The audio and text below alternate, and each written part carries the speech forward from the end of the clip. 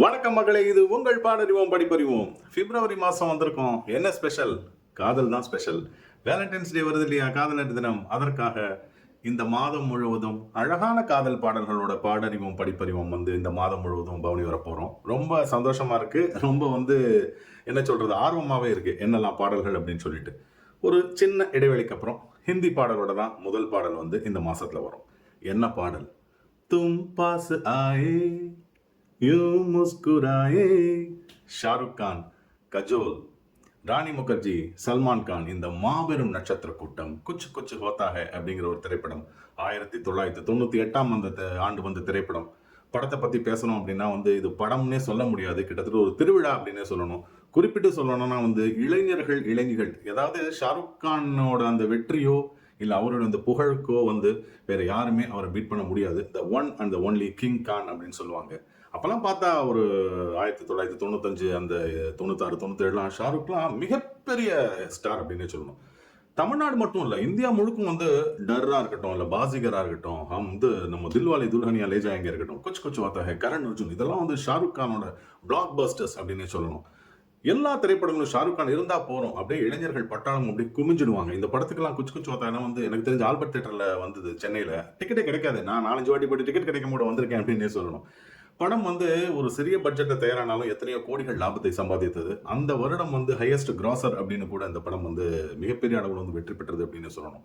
ஷாருக் கானுக்கு இன்னும் ரெக்கார்டு இருக்கு. அவருடைய அந்த தில்வாலே துல்ஹனியா லே ஜாயேங்கே பாம்பேல ஒரே தேட்டர்ல 7-8 வருஷம் தொடர்ந்து ஓடிச்சு அப்படிம்பாங்க. வேற எந்த நடிகரும் அந்த சாதனை இன்னும் செய்யல, சாதனையை முறியடிக்கவும் முடியாது. அதுதான் ஷாருக் கானோட பெருமை.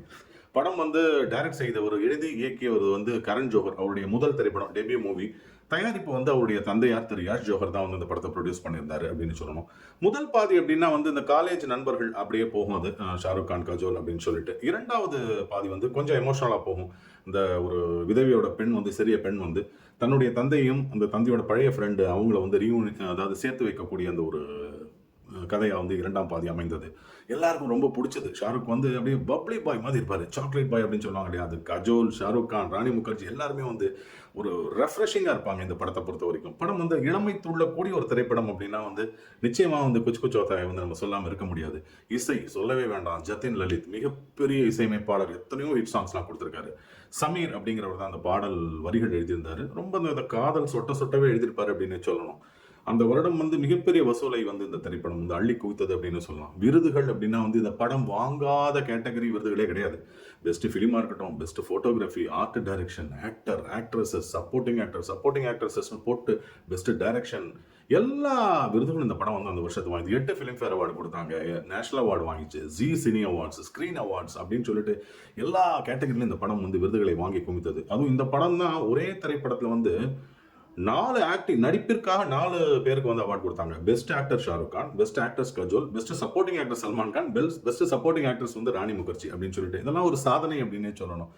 உதித் நாராயண் மற்றும் அல்கா யாக்னிக். இந்த உதித் நாராயணனோட குரல் அந்த காந்தர்வ குரல்னு சொல்லணும். இந்த ஆரம்பம் இருக்கு பாருங்க, ஐயோ யோ யோ, இந்த ஹம்மிங் முடிச்சதுக்கு அப்புறம் ஆரம்பிப்பாரு, அந்த ஒரு டபுளா முடிச்சதுக்கு அப்புறம் தேன் சொட்ட இருக்கும். அல்கா யாக்னிக் அப்படியே குயில் மாதிரி கூவிருப்பாங்க. இந்த பாட்டை பொறுத்த வரைக்கும் ரொம்ப ஜாலியா அந்த பாட்டை பாடணும். அதாவது ரொம்ப கஷ்டப்பட்டு அப்படியே நாபி கமலத்தினால நான் அப்படியே ஜாலியா வாயை திறந்து இந்த பாட்டு பாடினா ரசித்து பாடணும் அந்த பாட்டு. அதுதான் அந்த பாடலோட ஒரு சிறப்பு அப்படின்னு சொல்லணும். லிரிக்ஸ் ரொம்ப ரொம்ப முக்கியம். அதாவது தும் பாஸ் ஆயே அப்படி ஒரு ஆயே அப்படின்னு பாடிடக்கூடாது.